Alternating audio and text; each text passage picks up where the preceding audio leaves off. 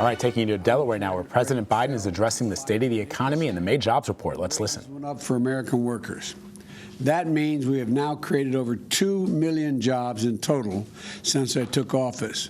More jobs than ever been created in the first 4 months of any presidency in modern history.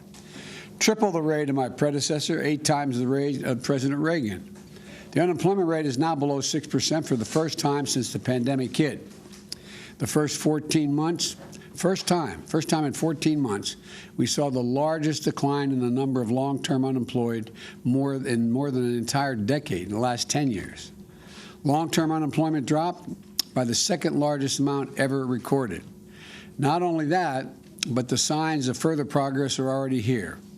This report is based on a weekly a week in early May. That's how they determined the job growth or loss. We have growth, and that was that week in May.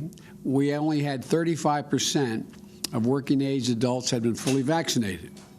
Now they were still all wearing masks. Since then, 21 million more adults have gotten vaccinated, making it easy for them to return to work safely. In short, this is progress, historic progress, progress that's pulling our economy out of the worst crisis it's been in 100 years.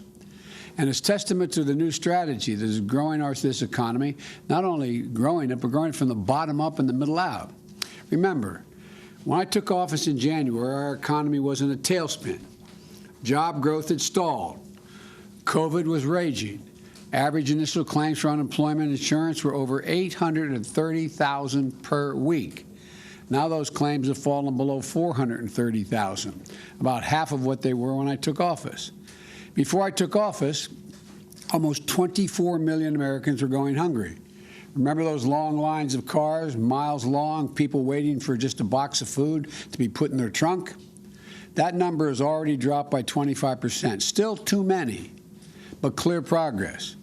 Before I took office, independent experts were projecting that the American economy would grow by 3 or 4% in 2021, this year.